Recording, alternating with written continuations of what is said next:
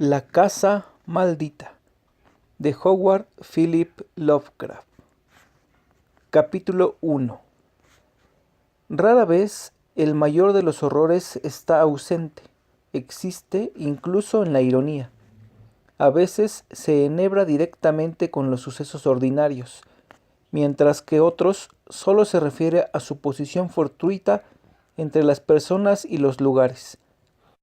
Lo anterior se puede ejemplificar mediante un caso de la antigua ciudad de Providence, donde a finales de los años 40, Edgar Allan Poe acostumbraba frecuentar a la señora Whitman, poetista de talento, e infructuosos cortejos.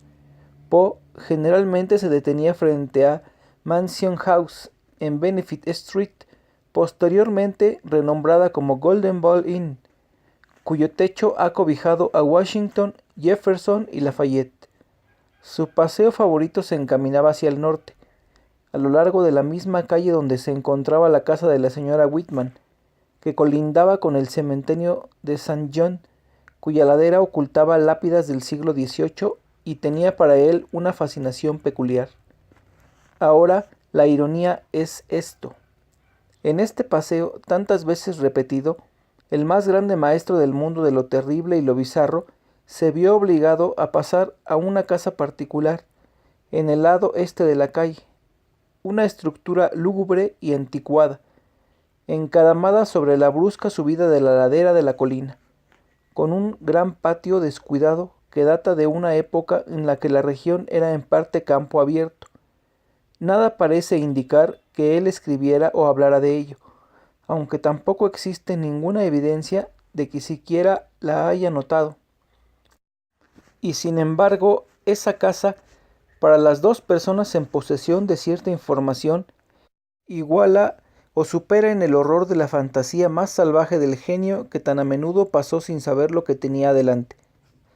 Se alzaba con mirada maliciosa y rígida como símbolo de todo lo que es indeciblemente horrible.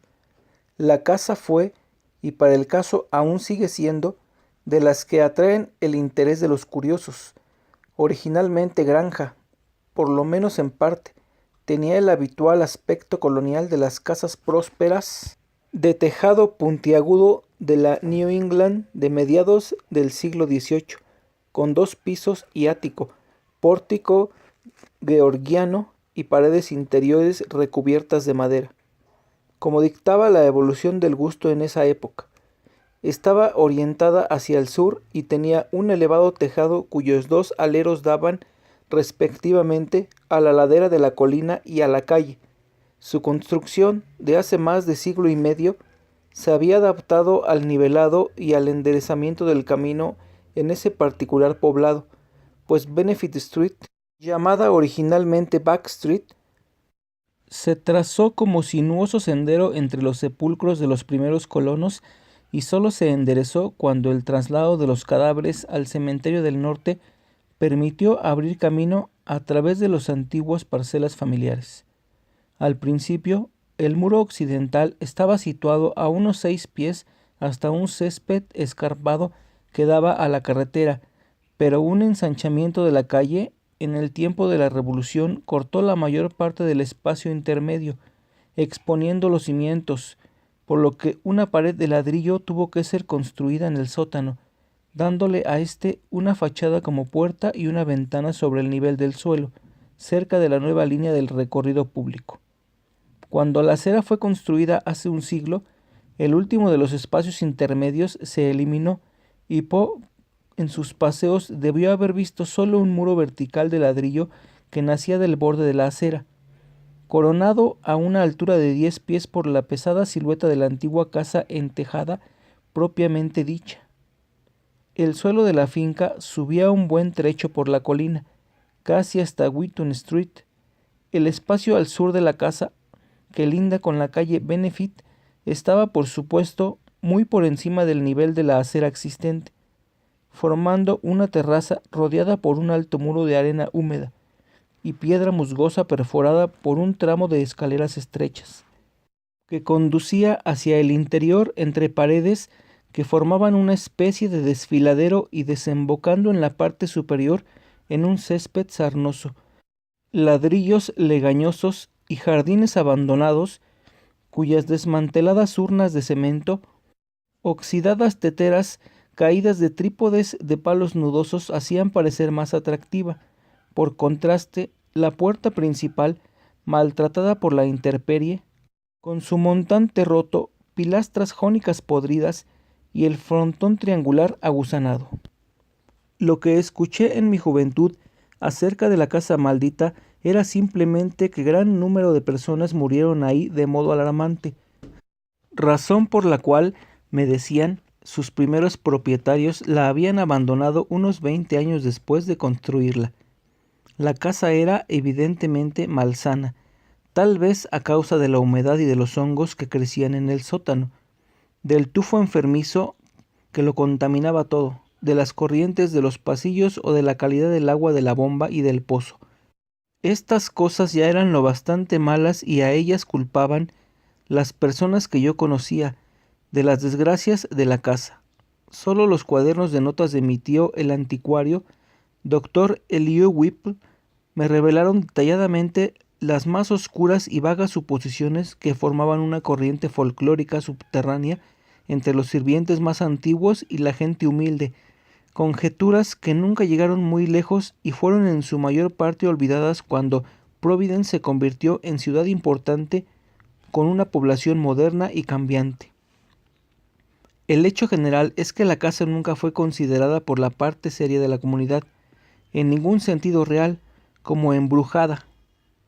No se hablaba de ruidos de cadenas, ni de heladas corrientes de aire, ni de apagones de luces, ni de caras en las ventanas. Los extremistas decían que traía mala suerte, pero no pasaba de ahí. Lo indiscutible era que en ella morían gran número de personas, o mejor dicho, que en ella habían muerto un gran número de personas, pues después de ciertos peculiares acontecimientos ocurridos ahí hace más de 60 años, el edificio había quedado abandonado debido a la imposibilidad de alquilarlo. Aquellas personas no murieron todas repentinamente por una causa determinada. Parecía más bien que su vitalidad iba siendo minada de un modo insidioso y que su resistencia dependía de su mayor o menor fortaleza natural. Y las que no morían mostraban en diversos grados un tipo de anemia o consunción, y a veces una decadencia de las facultades mentales que no hablaban a favor de la salubridad del edificio. Las casas vecinas, debe añadirse, parecían estar completamente libres de aquella perniciosa condición. Esto es cuanto sabía, antes que mis insistentes preguntas llevaron a mi tío a mostrarme las notas que finalmente nos embarcaron en nuestra espantosa investigación. En mi niñez, la casa maldita estaba vacía, con sus árboles desnudos, nudosos y viejos, su alta hierba de una palidez extraña y cizaña, de aspecto de pesadilla en el abandonado patio en el que jamás se posaban los pájaros.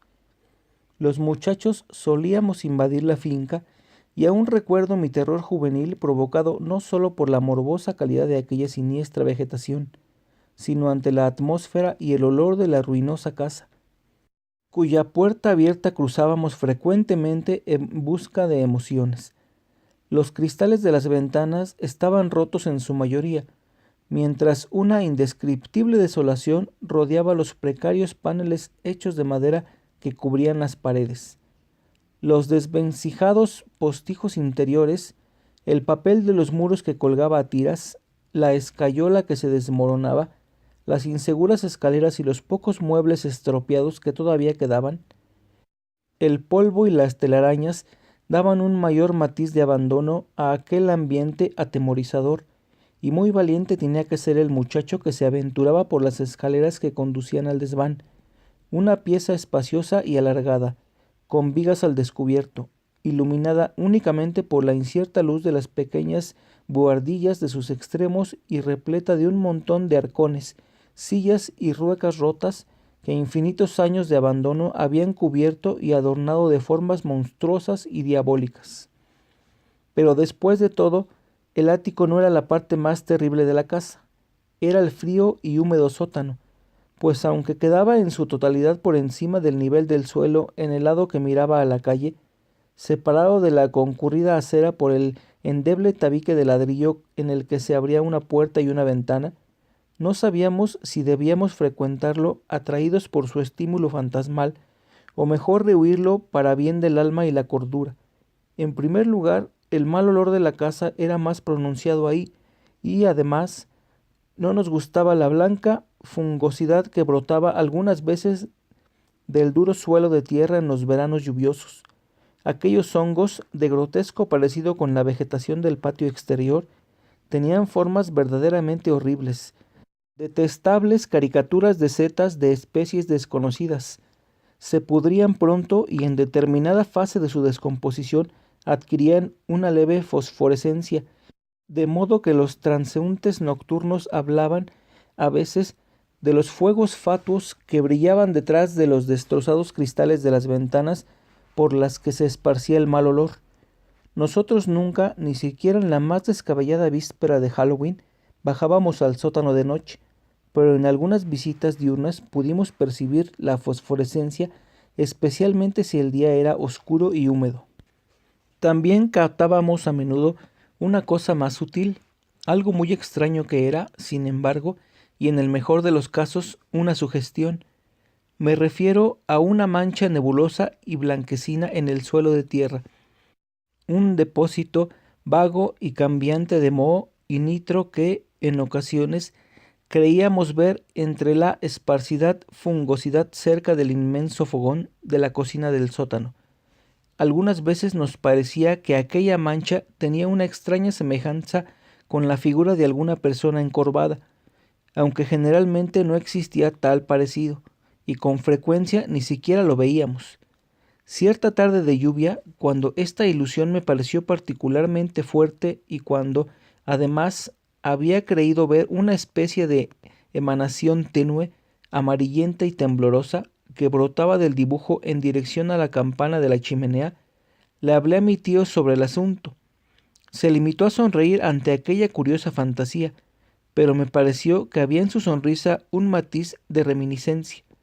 Más tarde me enteré de que en algunas de las antiguas leyendas que circulaban por la región había una idea similar a la mía, una idea que también aludía a las formas de vampiro y de lobo que tomaba el humo de la gran chimenea y de los anómalos contornos adoptados por algunas de las retorcidas raíces del árbol que se abrían camino hacia el sótano por entre las piedras sueltas de los cimientos. Capítulo 2. No fue sino hasta que me convertí en adulto que mi tío me dio a conocer las notas e informes que había reunido acerca de la casa maldita.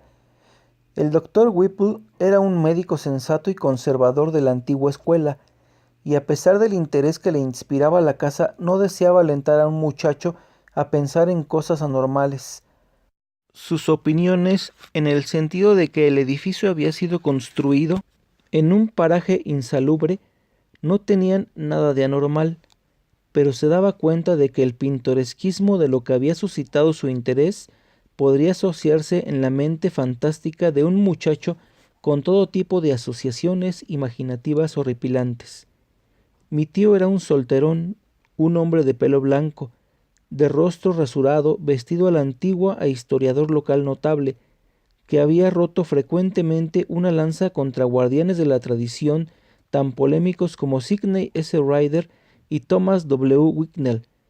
Vivía con un criado en una antigua casa georgiana de aldabón, escalinata y barandal de hierro que se alzaba amenazadoramente en North Court Street, de empinada pendiente, junto a la mansión colonial de ladrillo en la que su abuelo, primo de un famoso corsario, el capitán Whipple, que en el año de 1772 quemó la goleta Gaspe de su Majestad, había votado el 4 de mayo de 1776 por la independencia de la colonia Rhode Island.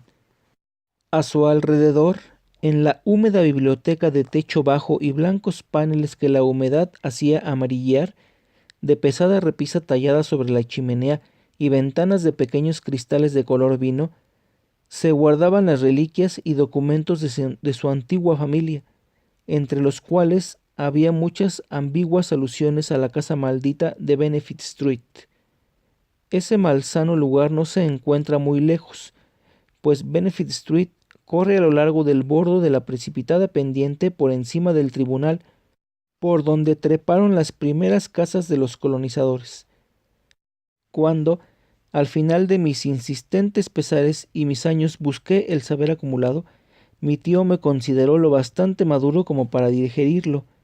Tenía ante mis ojos una crónica realmente extraña.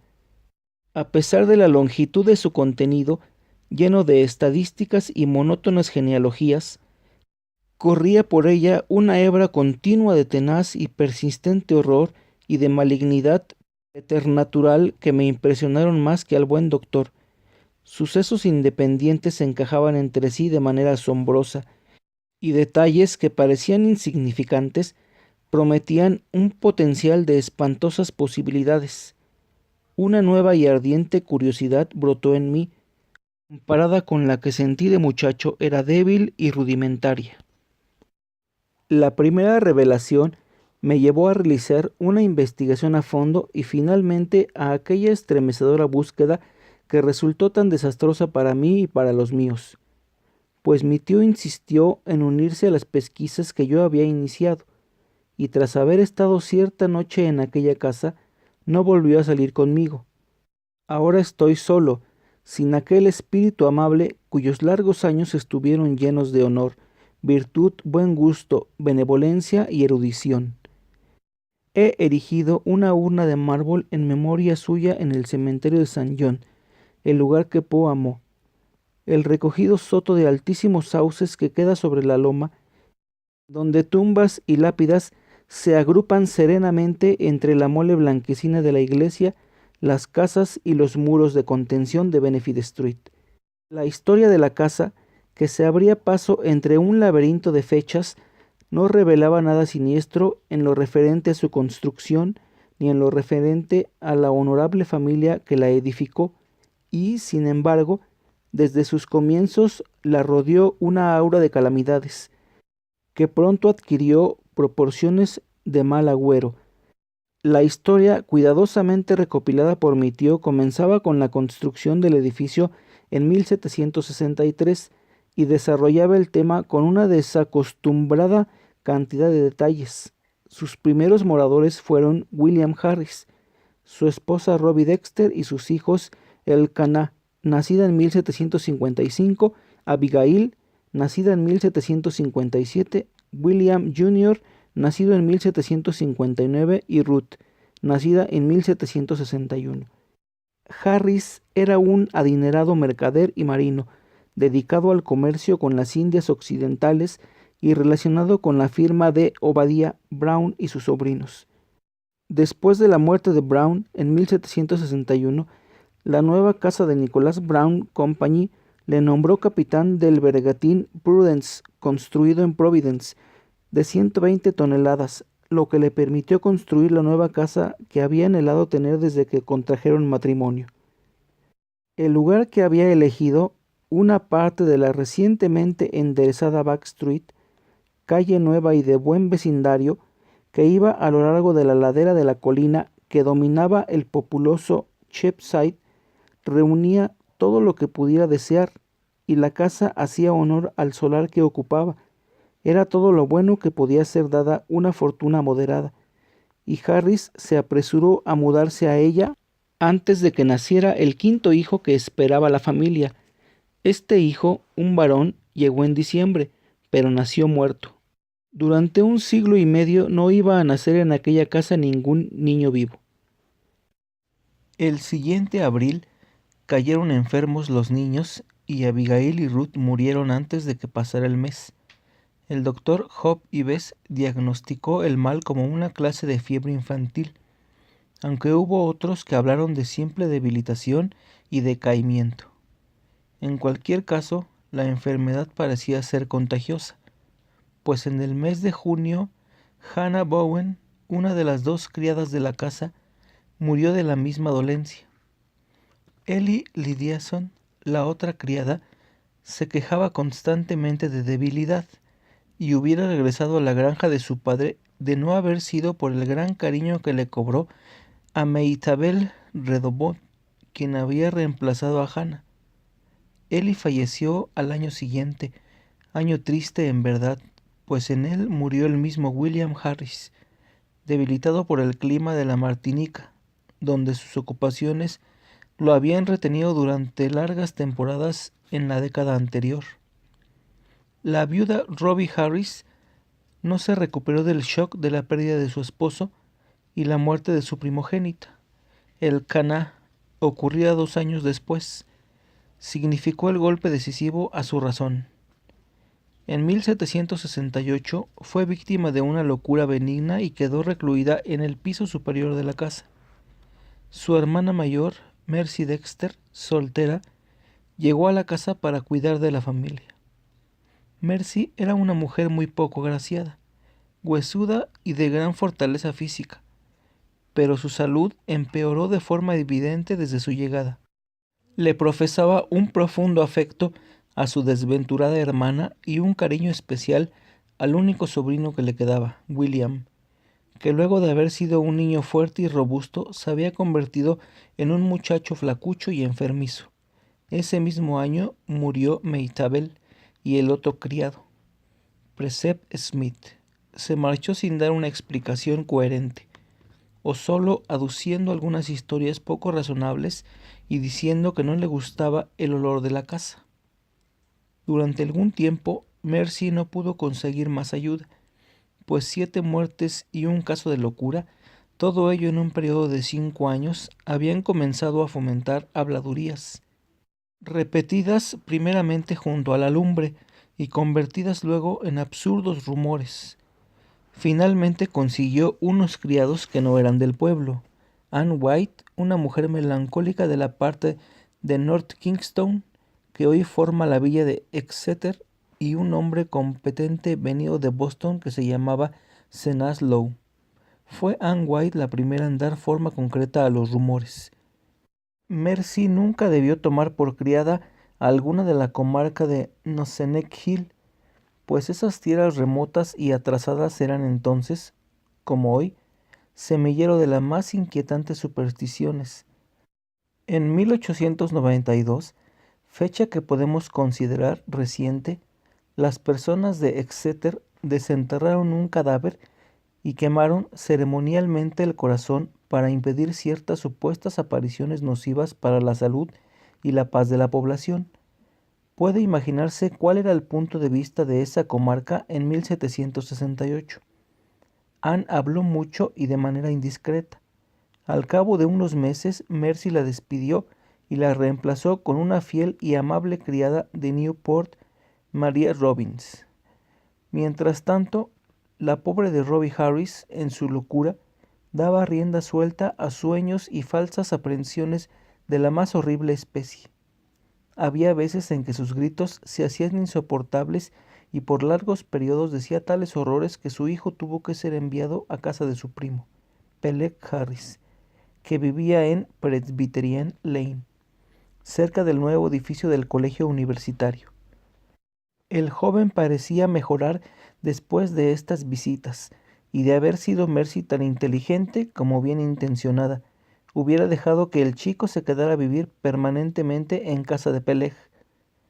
La tradición no está de acuerdo con lo que Mr. Harris gritaba en sus estallidos de violencia, o, mejor dicho, los relatos son tan absurdos que se invalidan a sí mismos, pues resulta efectivamente absurdo oír que una mujer que solamente tenía rudimentarios conocimientos del francés gritara durante horas empleando un francés grosero y coloquial, o que la misma persona, en la vigilada soledad de su habitación, se quejara amarga y excitadamente de una presencia que la miraba fijamente y la atormentaba con dentelladas y mordiscos.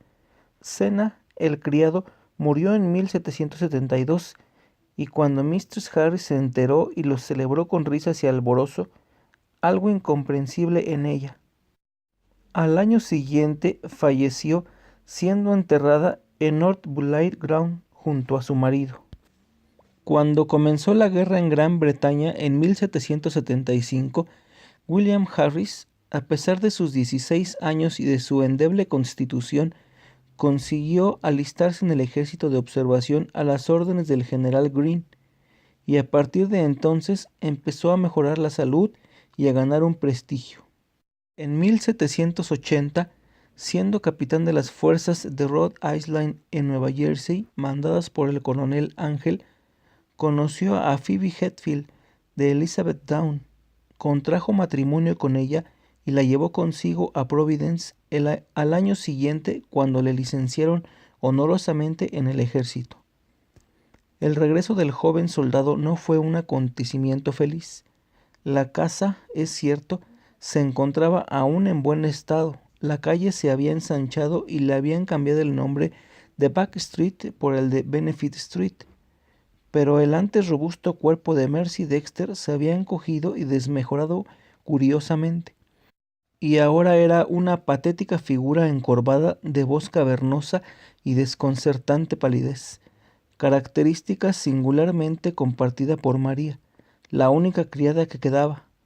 En el otoño de 1782, Phoebe Harris dio a luz una hija muerta, y el día 15 del siguiente mes de mayo, Mercy falleció tras una vida laboriosa, austera y virtuosa.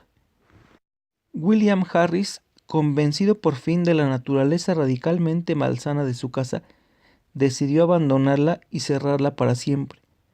Consiguió alojamiento provisional para su esposa y para él en la hostería de la Golden Ball Inn, recientemente abierta, y dispuso la construcción de una casa nueva y mejor en Westminster Street, en el ensanche de la ciudad, al otro lado del Great Bridge. Ahí nació en 1785 su hijo Dute, y ahí vivió la familia hasta que el desarrollo y necesidades del comercio los llevaron a instalarse al otro lado del río y más allá de la loma, en Angel Street, en el nuevo barrio residencial del este, en donde el desaparecido Archer Harris construyó su suntuosa y horrenda residencia con tejado a la forma francesa en 1876. William y Phoebe murieron víctimas de la epidemia de fiebre amarilla en 1797, pero Dute fue criado por su primo Rathbone Harris, hijo de Peleg. Rathbone era un hombre práctico y arrendó la casa de Benefit Street, a pesar del deseo de William de conservarla desalquilada. Juzgó que tenía la obligación hacia su pupilo de sacar el máximo beneficio del patrimonio del muchacho, y no le importaron las muertes y enfermedades que ocasionaron continuos cambios de inquilinos, ni la creciente aversión que la casa por lo regular inspiraba. Es probable que sintiera únicamente un poco de enojo cuando, en 1804, las autoridades municipales le dieron orden de fumigarla con azufre, alquitrán y alcanfor, como consecuencia del muy comentado fallecimiento de 4 personas, probablemente causado por un brote de fiebre epidémica. Se dijo que el lugar olía a fiebre. El mismo Dute pensó poco en la casa, pues llegó a ser oficial de un barco corsario y prestó servicios con distinción en el Vigilant, mandado por el capitán Caón en la guerra de 1872. Regresó ileso, contrajo matrimonio en el año de 1814 y fue padre aquella memorable noche del 23 de septiembre de 1815, en el que una gran tormenta arrastró las aguas de la bahía hasta que cubrieron la mitad de la ciudad, lanzando una gran balandrada a buena altura de Westminster Street, de modo que sus mástiles casi golpearon las ventanas de los Harris, en simbólica afirmación de que el recién nacido Welcome era hijo de marino. Welcome no sobrevivió a su padre, pero sí vivió lo suficiente para morir gloriosamente en Fredericksburg en 1862. Ni él ni su hijo Archer supieron nada de la casa maldita, sino que era un engorro casi imposible de arrendar, tal vez a causa de la perniciosa humedad y el olor a viejo y abandonado. En realidad, no volvió a ser alquilada después de una serie de muertes que culminaron en 1861 y que pasaron inadvertidas a causa de la emoción de la guerra. Carrington Harris, el último descendiente varón de la familia, la conocía solo como un lugar abandonado, pintoresco y centro de leyendas hasta que yo le conté mi experiencia. Se proponía derribarla y construir en el solar un nuevo edificio de apartamentos, pero después de mi relato decidió dejarla en pie, instalar cañerías y alquilarla. No se ha tropezado todavía con ninguna dificultad para encontrar inquilinos. El horror se ha ido. Capítulo 3. Puede imaginarse lo hondo que me impresionan los anales de los Harris. En esta ininterrumpida historia parecía anidar una maldad persistente superior a todo lo que yo había conocido en la naturaleza. Una maldad claramente relacionada con la casa, y no con la familia. Confirmó esta imprecisión la colección menos sistemática de heterogéneos datos de mi tío. Leyendas procedentes de habladurías de criados, recortes de periódicos, copias, certificados de defunción extendidos por médicos colegas suyos y cosas semejantes. No puedo reproducir todo ese material, ya que mi tío fue un incansable investigador del pasado y sintió gran interés por la casa maldita, pero puedo referir a diversos puntos destacados que llaman la atención por su repetición en muchos informes procedentes de diversas fuentes. Por ejemplo, los rumores de la servidumbre coincidían casi unánimemente en atribuir al sótano, con sus hongos y su mal olor, la supremacía en la perniciosa influencia. Hubo criadas, Anne White especialmente, que se resistía a usar la cocina del sótano, y por lo menos 3 leyendas muy concretas hablaban de las extrañas formas, casi humanas o diabólicas, que tomaban las raíces de los árboles y las manchas de moho en esa parte de la casa. Estas últimas me interesaron profundamente, recordando lo que yo había visto de chico. Pero tuve la sensación de que la mayor parte de lo importante había quedado en cada caso oscurecido en buena parte por añadiduras sacadas del común acervo de cuentos locales de fantasmas. Anne White, con su superstición típica de Exeter, había promulgado la más estrambótica y al mismo tiempo más coherente de las historias o patrañas, según la cual tenía que estar enterrado bajo la casa uno de esos vampiros, o muertos que conservan la forma corporal y viven de la sangre o del aliento de los seres vivos, cuyas espantosas huestes envían sus formas o espíritus acechantes al exterior durante la noche. Para acabar con un vampiro, dicen las comadres, hay que desenterrarlo y quemarle el corazón, o por lo menos atravesárselo con una estaca. Y la tenaz insistencia de Anne en que debía cavarse el suelo del sótano en busca de cadáveres había sido la causa principal de que la despidieran. Sus historias, sin embargo, encontraron un amplio auditorio y se aceptaron más fácilmente porque la casa estaba edificada efectivamente en un lugar que en otra época sirviera de cementerio. Para mí esto tenía menos importancia que ciertos detalles realmente desconcertantes. La queja del criado, Preserved Smith, que había procedido a Anne sin oír jamás hablar de ella, de que algo le chupaba el aliento por la noche. Los certificados de defunción de las víctimas de la fiebre en 1804, expedidos por el doctor Chad Hopkins, es que se mencionaba que las 4 personas carecían inexplicablemente de sangre, y los oscuros desvaríos del pobre Robbie Harris cuando se quejaba de los agudos dientes y ojos vidriosos de una presencia semivisible. Aunque libre de vanas supersticiones, como pensé, estas cosas me producían una extraña sensación que se intensificó al leer 2 recortes de periódicos de fechas muy distintas relativos a muertes acaecidas en la casa maldita. Uno de la Providence Gazette and Country Journal del 12 de abril de 1815 y el otro del Daily Transcript and Chronicle del 27 de octubre de 1845. Y que detallaba un espeluznante suceso cuya repetición resultaba extraña. Parece ser que en ambos casos la persona agonizante en 1815, una dulce anciana llamada Stafford, y en 1845 un maestro de mediana edad llamado Eleazer Durfret, se transfiguró horriblemente. vidriándose su mirada e intentando morder la garganta del médico que le atendía. Todavía más extraño fue el caso que terminó alquiler de la vivienda, una serie de muertes por anemia precedidas de locura en el curso de la cual los enfermos atentaban contra la vida de sus parientes mediante incisiones en el cuello o en las muñecas.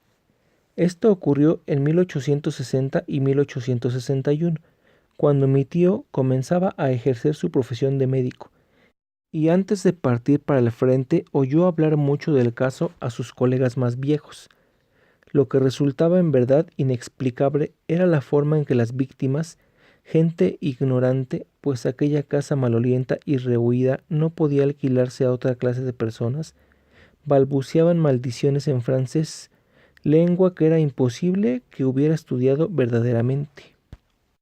Aquello hacía pensar en la pobre Rabbie Harris de casi 10 años antes, y tanto impresionó esto a mi tío que empezó a reunir datos históricos acerca de la casa a su regreso de la guerra. Después de escuchar los relatos personales de los doctores Chase y Whitmarsh, en realidad pude comprobar que mi tío había pensado mucho en el asunto y de que se alegraba de mi propio interés. Una mente abierta y comprensiva que le permitía discutir conmigo cosas de las que otros se hubieran reído. Su imaginación no había llegado tan lejos como la mía, pero presentía que el lugar tenía algo de raro por su potencial para la imaginación y que merecía ser tenido en cuenta como inspiración en el terreno de lo grotesco y lo macabro.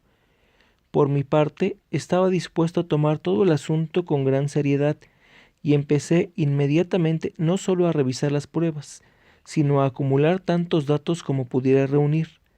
Hablé muchas veces con Archer Harris, el anciano propietario de la casa, antes que muriera en 1916, y obtuve de él y de su hermana soltera, todavía viva, una auténtica corroboración de todos los datos que mi tío había reunido acerca de la familia. Pero cuando les pregunté qué relación pudo tener la casa con Francia o con su lengua, se confesaron tan desconcertados e ignorantes respecto a ese asunto como yo. Archer nada sabía, y lo único que pudo decir su hermana era que posiblemente su abuelo, Dut Harris, había oído hablar de algo capaz de arrojar alguna luz sobre el tema. El viejo marino, que sobrevivió 2 años a su hijo muerto en la guerra, no conoció por sí mismo la leyenda, pero recordaba que su primera niñera, la anciana María Robbins, parecía estar vagamente enterada de algo que podía haber dado cierto extraño significado a los desvaríos franceses de Robbie Harris, que tantas veces había oído en los últimos días de aquella desgraciada mujer. María había vivido en la casa maldita desde 1769 hasta que la familia se mudó en 1783 y había visto morir a Mercy Dexter. Una vez le insinuó algo a Dute, a un niño, sobre un detalle algo extraño de los últimos momentos de Mercy, pero el chico lo había olvidado todo excepto que se trataba de algo raro. La nieta recordaba aquel detalle de un modo confuso. Ni ella ni su hermano estaban tan interesados en la casa como Carrington, el hijo de Archer y actual propietario, con quien hablé después de lo que me pasó. Una vez que conseguí de la familia Harris todos los datos que sabían, me dediqué a investigar los antiguos archivos y documentos de la ciudad con más cuidado y minuciosidad que lo había hecho mi tío. Lo que buscaba era una historia completa del solar en que se construyó la casa desde la fundación de la ciudad, ocurrida en 1636, o aún desde tiempos anteriores, si es que podía desenterrar alguna leyenda de los indios Narragansett con el fin de obtener los datos.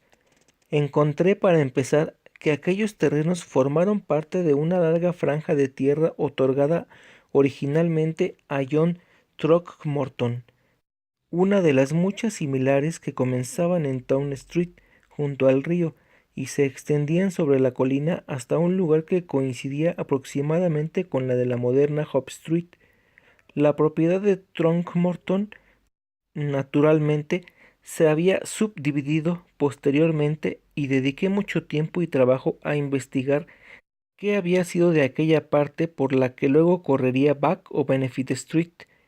Parece, según rumores, que había sido el cementerio de los Throckmorton, pero cuando estudié más cuidadosamente los documentos, descubrí que todas las tumbas habían sido trasladadas en una fecha anterior al North Burial Ground, situado en Pawtucket West Road. Y de pronto encontré, por pura casualidad, pues no estaba en los legajos principales y muy bien pudo pasarme inadvertido, algo que me emocionó profundamente, pues se encajaba con algunos de los aspectos más extraños del caso. Era un documento de arrendamiento de 1697 relativo a un pequeño trozo de tierra y otorgado a un tal Etienne Rowlett y a su esposa. Al fin apareció el elemento francés y también otro más profundamente horripilante que el nombre evocó, extrayéndolo de mis insólitas y heterogéneas lecturas, lo que me llevó a estudiar febrilmente el plano del lugar tal como había sido antes del trazado de la Back Street entre 1747 y 1758. Encontré lo que a medias esperaba, en el solar donde se alzaba ahora la casa maldita.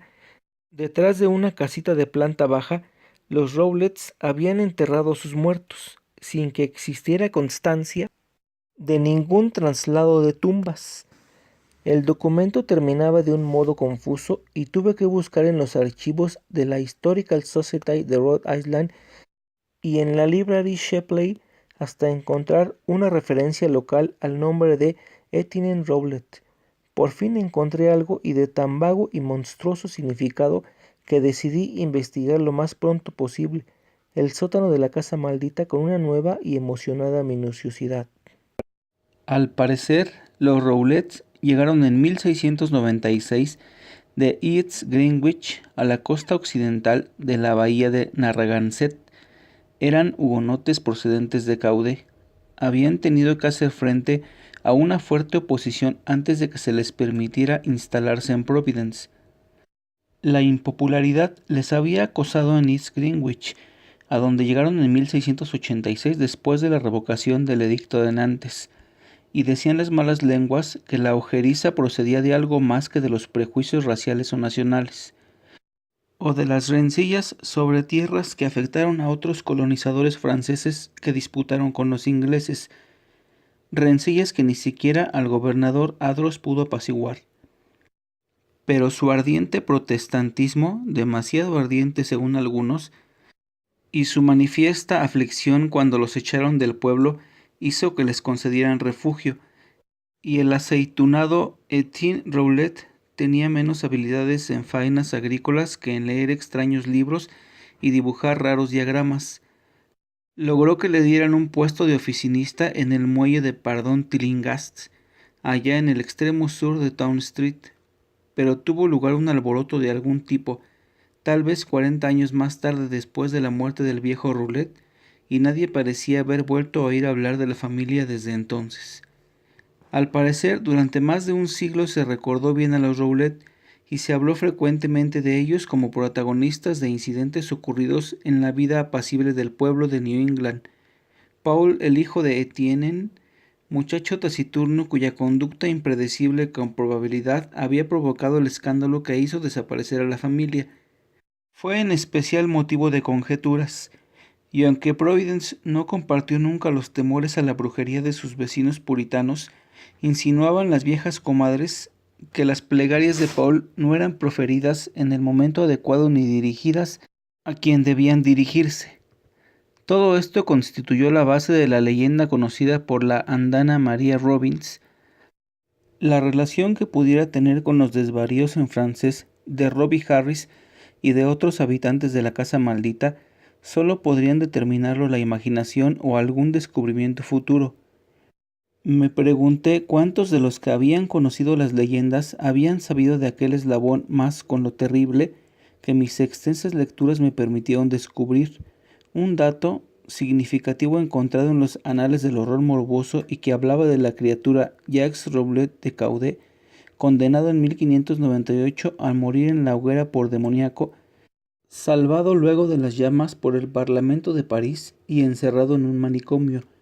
Fue encontrado en un bosque cubierto de sangre y también de jirones de carne, poco después de que una pareja de lobos dieran muerte a un muchacho y lo despedazaran. Se había visto escapar ileso a uno de los lobos.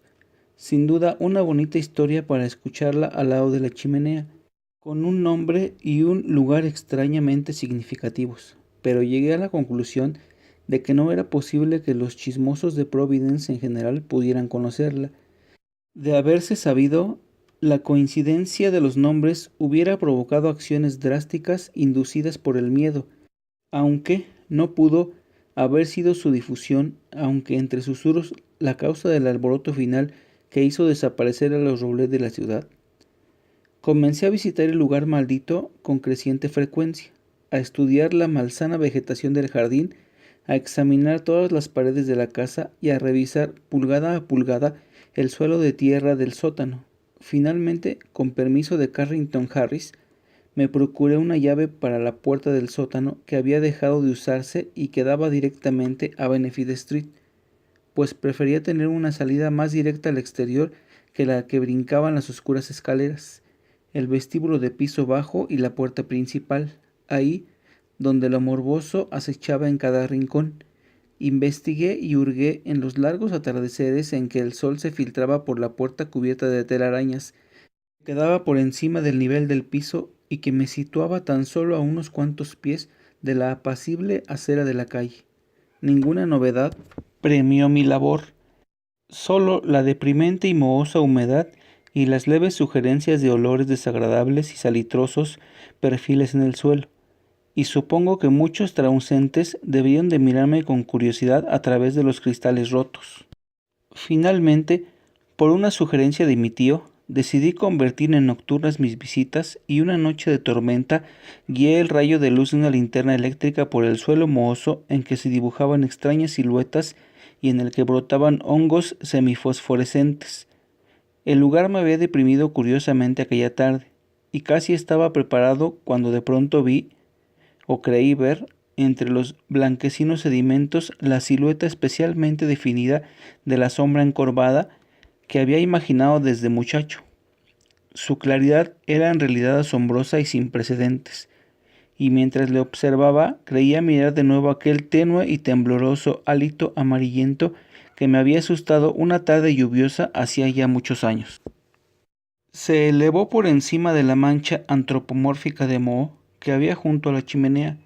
Era un vapor sutil, malsano, casi luminoso, que mientras flotaba tembloroso en el aire húmedo, parecía adoptar una forma vaga, incierta y maligna, para luego disiparse de forma gradual en una desvaída nube subiendo a través de la oscuridad de la gran chimenea y dejando un repulsivo hedor a su paso. Fue en verdad horrible, y mucho más para mí, por todo lo que sabía del lugar. Negándome a oír, lo contemplé hasta que por fin se desvaneció, y mientras lo miraba sentí que también aquello me observaba ávidamente con ojos más imaginables que visibles. Cuando se lo conté a mi tío le impresionó profundamente, y luego de una hora de reflexión tomó una decisión definitiva y drástica. Sopesando en un proceso mental la importancia de la cuestión y el significado de nuestra relación con ella, insistió en que ambos debíamos probar, y si era posible destruir, el misterioso horror de la casa dedicándonos una noche o varias a vigilar juntos, dispuestos a actuar violentamente en aquella bodega mohosa y apestosa de los hongos. Capítulo 4. El miércoles 25 de junio de 1919, después de informar debidamente a Carrington Harris, aunque sin comunicarle lo que esperábamos encontrar, mi tío y yo llevamos a la casa maldita 2 hamacas y un catre de campaña plegables junto a unos aparatos científicos de gran peso y complejidad. Pusimos todo eso en el sótano durante el día y tapamos las ventanas con papel, con la intención de volver por la noche para nuestra primera guardia. Habíamos cerrado con llave la puerta del sótano que llevaba al piso abajo, y dado que teníamos llave para la puerta que daba a la calle, estábamos dispuestos a dejar ahí los costosos y delicados instrumentos, conseguidos en secreto y a un elevado precio, tantos días como fuera necesario. Nuestro plan era permanecer despiertos hasta muy tarde y vigilar luego por turno durante guardias de 2 horas, Yo me encargaría de la primera y mi compañero de la segunda. El que quedara libre descansaría en el catre. Mi tío asumió la dirección de nuestra aventura y consiguió los instrumentos en los laboratorios de Brown University y en la American Cranston Street, poniendo de manifiesto la gran vitalidad y resistencia de que disfrutaba a sus 81 años. Elihu Whipple había vivido de acuerdo con las leyes higiénicas que había predicado como médico, y de no haber sido por lo que luego ocurrió, aún estaría entre nosotros heno de vigor. Solo 2 personas saben o sospechaban lo que ocurrió, Carrington Harris y yo. Tuve que contárselo a Harris porque era el propietario de la casa y merecía saber lo que había salido de ella. Además, habíamos hablado con él antes de iniciar nuestras investigaciones y, al producirse la desesperación de mi tío, supe que sabría comprender y ayudarme a dar unas explicaciones públicas vitales y necesarias. Palideció al oírme, pero aceptó ayudarme y decidió que ya no habría peligro en alquilar la casa. Decir que no estábamos nerviosos en aquella lluviosa noche de vigilancia sería faltar a la verdad. Ninguno de los dos éramos, como he dicho, supersticiosos, pero el estudio científico y la reflexión nos había enseñado que el conocido universo tridimensional abarca una mínima parte de la sustancia y energía del cosmos total. En aquel caso, existían numerosas pruebas auténticas de la existencia de fuerzas dotadas de gran poder y, desde el punto de vista humano, de una excepcional maldad. Afirmar que creíamos realmente en vampiros o en hombres lobo no sería exacto. Más bien puede decirse que no estábamos dispuestos a negar la posibilidad de ciertas modificaciones anormales y sin clasificar de la energía vital y la materia diluida, existentes con poca frecuencia en el espacio tridimensional a causa de sus más íntimas relaciones con otras unidades espaciales, pero lo suficientemente próximas a la nuestra como para manifestarse de manera ocasional en formas que, por faltarnos una perspectiva adecuada, escapaban a nuestra comprensión. En resumen, creíamos mi tío y yo que una incontrovertida serie de factores indicaban la existencia de un influjo persistente en la casa maldita que se remontaba a uno u otro de los colonos franceses de hacía 2 siglos y que seguía actuando según insólitas y desconocidas leyes del movimiento atómico y electrónico. La historia de la familia Roulet parecía demostrar que sus miembros habían poseído una anormal afinidad con círculos de entidades exteriores, de esferas oscuras que solo daban repulsión y terror a personas normales. ¿No habría puesto en movimiento los alborotos de la década de 1730 ciertas configuraciones cinéticas en el morboso cerebro de algunos de sus miembros, en especial en el del siniestro Paul Roulet, que habrían sobrevivido misteriosamente a los cuerpos asesinados y continuado funcionando dentro de algún espacio multidimensional con las fuerzas originales impulsadas por un odio frenético de la comunidad invadida? Sin duda, esto no sería una imposibilidad física o bioquímica a la luz de la ciencia moderna que incluye la teoría de la relatividad y de la acción intraatómica. Es fácil imaginar un núcleo extraño de sustancia o energía, carente o no de forma, mantenido vivo por sustracciones imperceptibles o inmateriales de fuerza vital, o de tejidos corporales y fluidos de otros seres vivos más palpables en los cuales penetra y con cuyos tejidos llega incluso a confundirse. Puede ser hostil de manera activa u obedecer sencillamente a impulsos ciegos de conservación.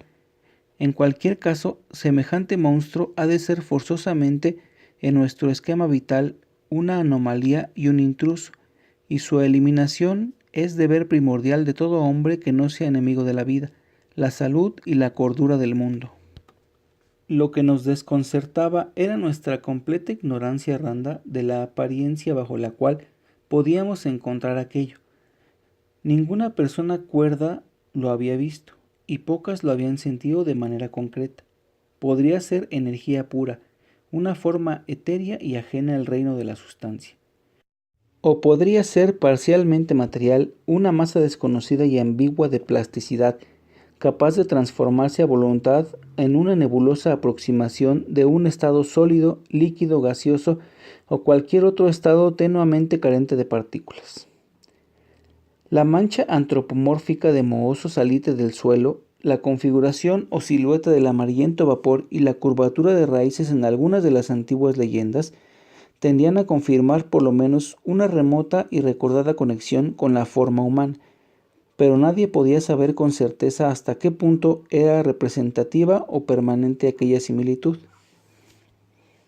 Disponíamos de dos armas para combatirlo: una válvula Crookes de rayos catódicos de considerable tamaño, especialmente equipada y alimentada por potentes acumuladores, con pantallas y reflectores especiales por si la cosa era intangible y solo podía ser destruida con radiaciones de éter de gran intensidad, y un par de lanzallamas militares de los que habían sido utilizados en la Guerra Mundial, por si era parcialmente materia y susceptible a la destrucción mecánica, pues, al igual que los supersticiosos labriegos de Exeter, estábamos dispuestos a quemarle el corazón, si había algún corazón que quemar. Todo este equipo de agresión quedó instalado en el sótano en lugares cuidadosamente dispuestos con relación al catre y a las sillas y a la zona delante de la chimenea, donde el moho había tomado extrañas formas. Esa incitante mancha, dicho sea de paso, era solo levemente visible cuando instalamos el catre y las sillas y los instrumentos, y cuando regresamos por la noche para iniciar la vigilancia. Por un momento dudé haberle visto alguna vez dibujada con mayor firmeza, pero entonces recordé las leyendas. Nuestra guardia en el sótano comenzó a las 10 de la noche, y discurrió sin que el transcurso de las horas aportara ninguna novedad. El débil resplandor que se filtraba hasta el sótano procedente de las farolas de la calle azotadas por la lluvia y la tenue fosforescencia de los detestables hongos nos permitía ver la humedad de la pared de piedra, de la que había desaparecido todo vestigio del enjalbegado original, el suelo de tierra cubierto en parte del verdín y de repulsivos hongos, los restos podridos de las que fueron mesas, banquetas y sillas, y otros muebles no identificables, los maderos del piso superior y las grandes vigas del techo. La desvencijada puerta de tablones que conducía a cuartuchos y salas situados bajo otros aposentos de la casa, la escalera de piedra medio desmoronada con su estropeado pasamanos de madera, la tosca chimenea de ladrillos ennegrecidos en la que unos herrumbrosos trozos de hierro recordaban que ahí hubo en otros tiempos trébedes, morillos, aguilones y otros adminículos del cocinero cuyos nombres han caído casi en el olvido, así como la puerta del horno de ladrillo y la pesada e intrincada maquinaria destructiva que habíamos llevado. Como en mis anteriores exploraciones, habíamos dejado abierta la puerta que daba a la calle para tener una vía de escape práctica y directa en el caso de que tuviéramos que enfrentarnos con algunas manifestaciones imposibles de dominar.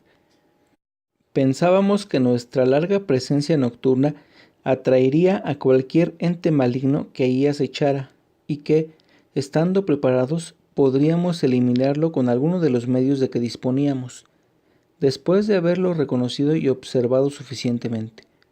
No teníamos la menor idea del tiempo que exigiría evocar y destruir la cosa. Sabíamos, desde luego, que la aventura era arriesgada, ya que no podíamos intuir la fuerza con que se manifestaría el fenómeno. Pero pensábamos que el juego valía la pena y lo emprendimos solos y sin vacilar, comprendiendo que buscar ayuda solo nos expondría al ridículo y tal vez condujera al fracaso de nuestros planes. Ese era nuestro estado de ánimo mientras charlábamos, avanzada la noche, hasta que el aire soñoliento de mi tío me recordó que había llegado el momento de que fuera a descansar un par de horas. Algo semejante al miedo me heló el corazón cuando quedé ahí sentado en la madrugada y sin compañía, y digo, sin compañía, pues quien permanece junto a una persona dormida está en verdad solo, tal vez más solo de lo que pueda imaginar. Mi tío respiraba de forma pesada.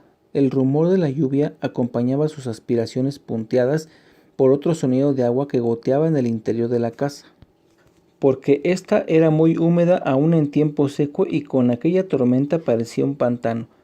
Me puse a mirar detenidamente la vieja mampostería de las paredes a la luz de los hongos y de los débiles reflejos que se filtraban por las persianas. En una ocasión, cuando aquel ruido estaba a punto de hacerme perder la paciencia, abrí la puerta y miré arriba y abajo de la calle, alegrando mis ojos con esas conocidas y también el olfato con el aire puro y saludable. Pero no sucedió nada que recompensara mi vigilancia y bostecé repetidamente mientras la fatiga comenzaba a predominar sobre el temor. Luego, el oír a mi tío moverse en sueños atrajo mi atención. Durante la última mitad de la primera hora se había movido varias veces, intranquilo, pero ahora estaba respirando con anormal irregularidad, suspirando a veces quejosamente.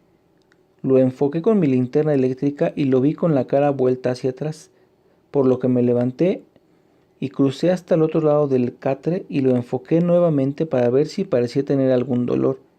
Vi algo que me alarmó de forma sorprendente. Teniendo en cuenta su relativa nimiedad, debió ser sencillamente la asociación de una circunstancia poco frecuente con la siniestra naturaleza del lugar en que nos encontrábamos y la índole de nuestra misión, ya que la situación en sí no tenía nada de espantoso ni de anormal.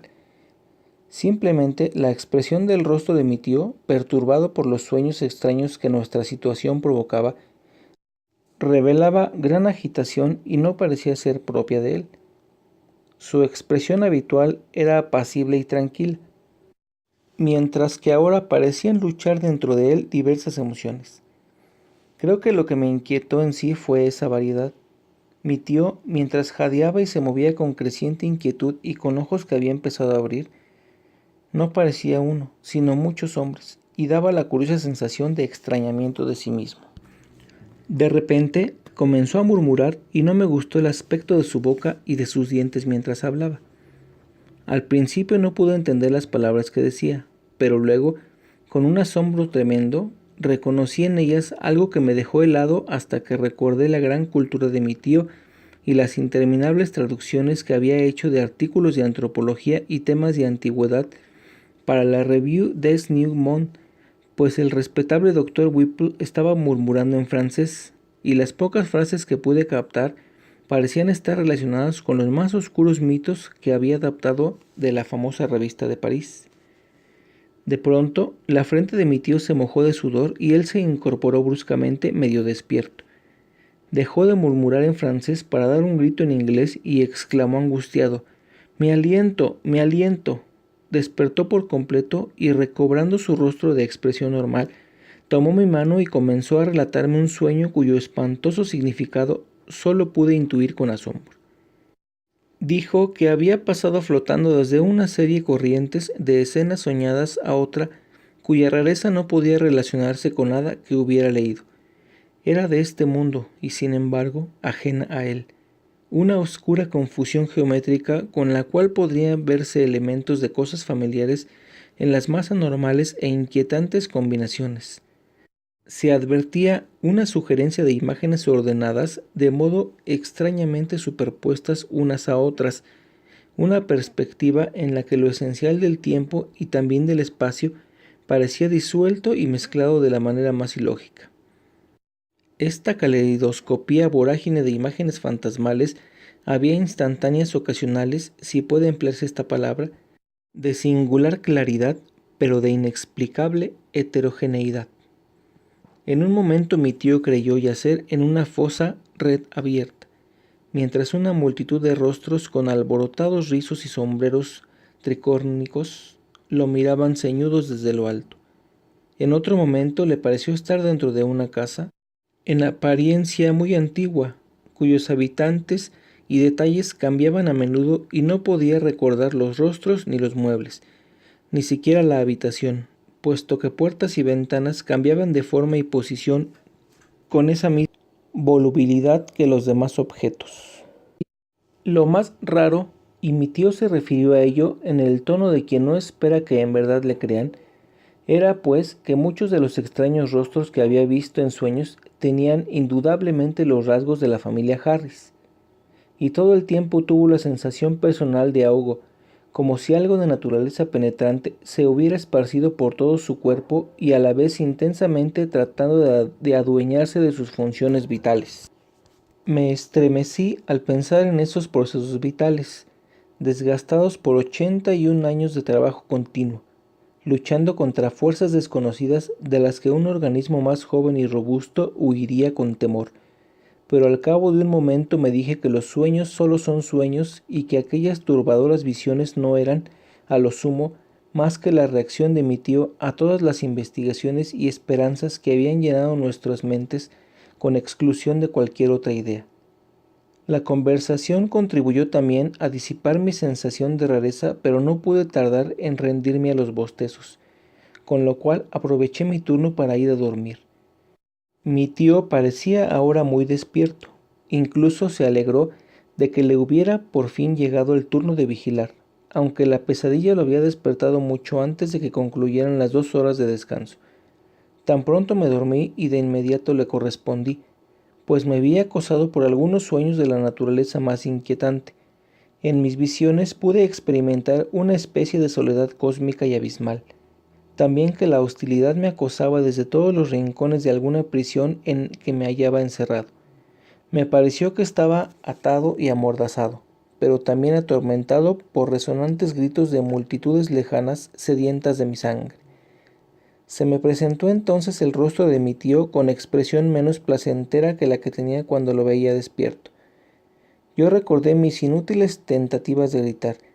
No fue un reposo agradable, y por un instante no lamenté el alarido que atravesó las barreras del sueño y me dejó en una penetrante y sorprendida vigilia, en la que cada objeto que tenía a la vista se destacaba con una nitidez y realidad superiores a lo natural. Capítulo 5.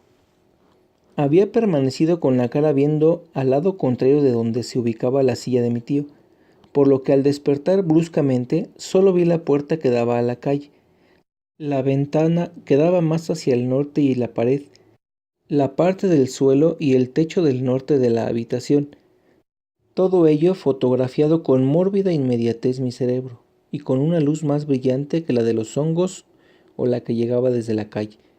No era una luz intensa ni mucho menos, ni siquiera suficiente para leer un libro corriente, pero proyectaba la sombra de mi cuerpo y la cama sobre el suelo y tenía una fuerza penetrante, amarillenta que sugería las cosas con más fuerza que misma luminosidad. Percibí esto con claridad, aunque mis sentidos estaban violentamente trastornados. Resonaba en mis oídos el eco de aquel grito escalofriante, en tanto que asqueaba mi olfato el hedor que llenaba el lugar. Mi mente, tan alerta como mis sentidos, reconoció lo anormal, y casi automáticamente salté de la cama y me volví para coger los instrumentos de destrucción que habíamos dejado bien instalados sobre la mancha de humedad delante de la chimenea.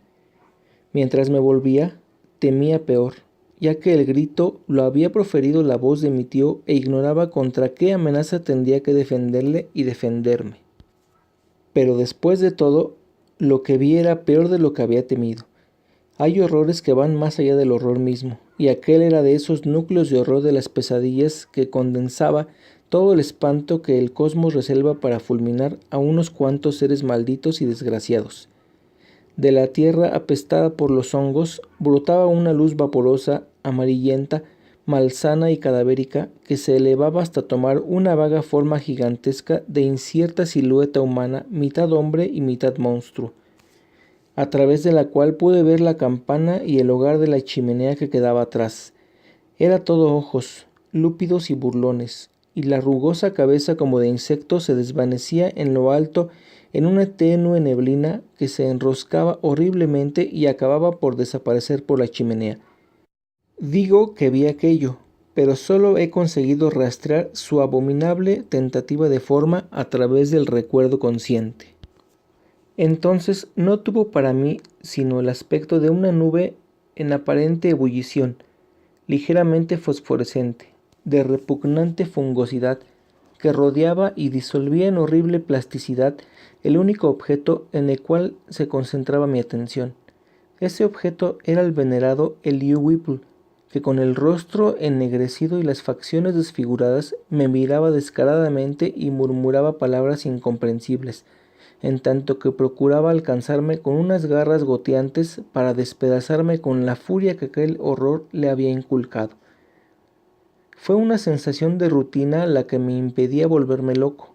Me había preparado para el momento decisivo y el entrenamiento ciego fue lo que me ayudó.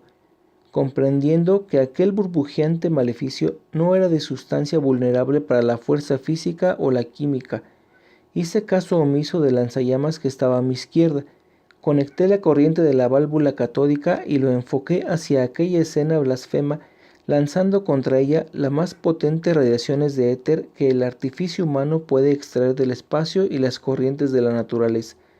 Se produjo una neblina azulada, también un frenético chisporroteo, y la fosforescencia amarilla perdió luminosidad, pero me di cuenta de que la pérdida de luz era solo efecto del contraste y que las ondas del aparato eran absolutamente ineficaces. Entonces, en medio de ese demoníaco espectáculo, vi un nuevo horror que me lanzó vacilante y tembloroso hacia la puerta que no estaba cerrada con llave y se abría a la calle tranquila, sin cuidarme de los anómalos horrores que desataba sobre el mundo, ni lo que los hombres pudieran pensar y juzgar de mi conducta. En aquella mezcla de penumbra azulada y amarillenta, la silueta de mi tío había comenzado una nauseabunda licuefacción cuya esencia resulta imposible de describir y en el curso de la cual se producía en su rostro unos cambios de identidad que sólo la locura puede concebir. Era a un mismo tiempo un demonio y una multitud, un matadero y una procesión. Iluminada por aquella luz híbrida e incierta, la cara de gelatina se transmutaba y adquiría una docena, una veintena y hasta un centenar de aspectos, y con una mueca fue cayendo al suelo coronando un cuerpo que se derretía como si fuera de sebo y presentando en caricatura las facciones de legiones de seres que eran y no eran desconocidos. Vi las facciones de la estirpe de los Harris, varones y mujeres, adultos y niños, y otros rostros viejos y jóvenes, todos vastos y refinados, familiares y desconocidos. Durante unos cuantos segundos apareció una imitación envilecida de una miniatura de la pobre Robbie Harris que había visto en el museo de la School of Design, y nuevamente me pareció ver la huesuda imagen de Mercy Dexter, tal como la recordaba del cuadro que había en la casa de Carrington Harris. Aquello sobrepasaba en horror todo lo imaginable. Ya casi al final, cuando una desordenada mezcla de facciones de sirvientes y niños pequeños titilaba cerca del suelo sobre el que prosperaban los hongos, tuve la ligera impresión que los distintos rostros luchaban entre sí y procuraban formar unos rasgos semejantes a los del bondadoso rostro de mi amable tío. Me gusta pensar que él existió en aquel momento y que trató de decirme adiós. Creo que de mi seca garganta salió un gemido de despedida en el momento en que salía tropezando a la calle.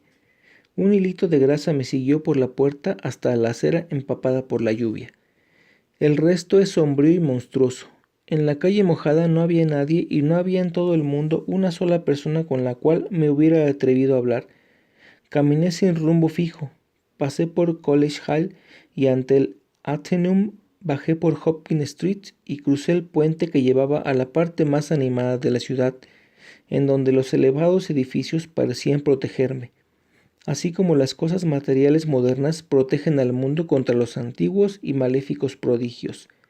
Luego, la aurora gris rompió húmedamente por el este, recortando la silueta de la loma arcaica y los venerables campanarios que sobre ella se alzaban, atrayéndome al lugar en donde mi terrible tarea estaba sin acabar. Finalmente, mojado, sin sombrero, ofuscado por la luminosidad de la mañana, entré por la puerta tremenda de Benefit Street, que había dejado entreabierta y que todavía se mecía misteriosamente a la vista de la gente madrugadora con la que no me atrevía a hablar.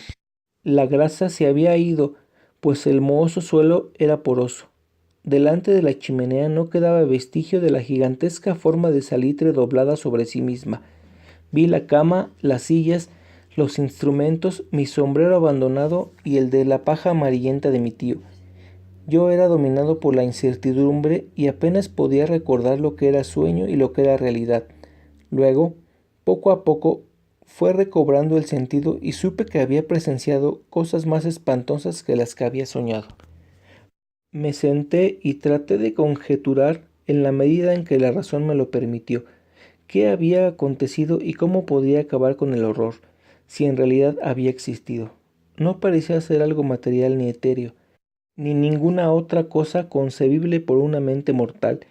¿Qué podía ser, pues, sino alguna emanación exótica? ¿Algún vapor vampiresco como el que la gente rústica de Exeter dice que flota sobre algunos cementerios? Entonces intuí que esta era la clave, y volví a mirar el suelo en donde hongos y salitre habían tomado extrañas formas. En 10 minutos mi mente tomó una decisión y sujetando mi sombrero, me marché a casa, me bañé, comí y encargué por teléfono un pico, una pala, una máscara antigás y 6 garrafones de ácido sulfúrico, todo lo cual deberían entregarme a la mañana siguiente en la puerta del sótano de la casa maldita de Benefit Street. Después traté de dormir, pero al no conseguirlo, pasé las horas leyendo y componiendo versos anodinos para serenarme. A las 11 a.m. del día siguiente comencé a cavar. Estaba haciendo un tiempo soleado y lo celebré. Seguía solo, ya que por mucho temor que me inspirara el horror desconocido, temía más a la idea de contarle a alguien lo sucedido. Posteriormente le revelé todo a Harris, por pura necesidad y porque él había oído algunas antiguas leyendas que podían predisponerle a la credulidad. Al revolver la negra tierra delante de la chimenea, la pala hizo fluir de los blancos hongos un viscoso zumo amarillo, y temblé por aquello que podía descubrir. Algunos secretos del interior de la tierra no son buenos para el género humano, y aquel me parecía uno de ellos. Me temblaban las manos perceptiblemente, pero no por eso dejé de cavar. Al cabo de un rato lo hacía dentro de la gran fosa que había abierto. A medida que el agujero se hacía más hondo, tenía ya alrededor de 6 pies cuadrados, el nauseabundo olor aumentaba y no dudé más de mi inminente contacto con la cosa infernal cuyas emanaciones habían embrujado la casa durante más de un siglo y medio. Me pregunté qué aspecto tendría, cuáles serían su forma y su sustancia, y qué tamaño habrían cobrado al cabo de tantos años de alimentarse chupando vidas ajenas. Finalmente salí del agujero, esparcí la tierra amontonada y luego dispuse los garrafones de ácido alrededor de 2 de los bordes, de modo que cuando fuera necesario pudiera vaciarlos todo rápidamente en la fosa. Después de eso eché tierra sobre los otros 2 lados, cavando más lenta y colocándome la máscara antigás cuando el olor aumentó. Me encontraba casi acobardado por la proximidad de algo sin nombre que tal vez se encontrara en el fondo de la fosa. De pronto la pala chocó contra algo más blando que la tierra. Me estremecí y me dispuse a salir del agujero en el cual estaba ahora hundido hasta el cuello. Pero recobré el valor y seguí sacando tierra a la luz de la linterna eléctrica que había llevado conmigo. La superficie que descubrí era semitranslúcida y vidriosa, una especie de gelatina congelada y semiputrefacta. Seguí quitando tierra y vi que tenía forma. Había una grieta sobre la cual se doblaba parte de aquella sustancia. Lo que quedó a la vista era aproximadamente cilíndrico, algo semejante a un gigantesco tubo de chimenea poco doblado cuya parte más gruesa mediría 2 pies de diámetro. Excavé un poco más y luego salí bruscamente del agujero para apartarme de tal repugnante hallazgo. Destapé frenéticamente los pesados garrafones y vertí el corrosivo contenido uno y otro en aquella fosa sepulcral y sobre aquella increíble anormalidad cuyo gigantesco codo había visto. El cegador torbellino de vapores amarillos verdosos que subió tempestuoso de la fosa cuando cayó el torrente del ácido nunca se borrará de mi memoria. La gente de toda aquella colina hablaba del día amarillo, en que unos vapores virulentos y horribles se elevaron desde el montón de residuos vertidos por una fábrica en Río Providence, pero yo sé lo muy equivocados que están en cuanto al origen. También hablan del espantoso rugido que brotó al mismo tiempo de alguna cañería subterránea de gas o de agua, y de nuevo podría corregirles si me atreviera. Fue algo impresionante y no comprendo cómo estoy vivo después de haber pasado por aquella experiencia. Tras vaciar el cuarto garrafón, que tuve que utilizar cuando las emanaciones habían empezado a filtrarse por la máscara, me desmayé, pero cuando me recuperé vi que el hoyo ya no emitía más vapores frescos. Las 2 garrafas restantes las vacié sin ningún resultado concreto, y después de un tiempo me pareció que ya no había peligro en volver a rellenar la fosa. Cuando terminé mi tarea comenzaba a anochecer, pero el miedo había desaparecido del lugar. La humedad era menos fétida y los extraños hongos se habían marchitado, convirtiéndose en un polvo grisáceo que se esparcía como ceniza por el suelo. Uno de los terrores más ocultos de la tierra había desaparecido para siempre, y si hay infierno, al fin había ido a parar a él el alma diabólica de un ser maldito. Cuando apisoné la última paletada de tierra mohosa, derramé la primera lágrima de las muchas que he vertido en sincero homenaje a la memoria de mi querido tío. A la primavera siguiente ya no brotó una hierba pálida, ni creció cizaña de desconocida especie en el jardín escalonado de la casa maldita, y poco después Carrington Harris alquiló su propiedad. Todavía tiene un aspecto fantasmal, pero su peculiaridad me subyuga y sentiré algo mezclado con una pena extraña cuando la derriben para convertirla en un vulgar edificio de apartamentos o en una deslúcida tienda. Los estériles árboles del jardín han comenzado a dar unas manzanitas dulces y el año pasado anidaron los pájaros en sus nudosas ramas. Fin. Muchas gracias por escuchar el audiolibro. Suscríbanse al canal, denle like y activen la campanita, ya que pronto estaremos subiendo más audiolibros. Si tienen alguna propuesta de alguno que quieran escuchar en particular, déjenlo en los comentarios. Gracias y hasta la próxima.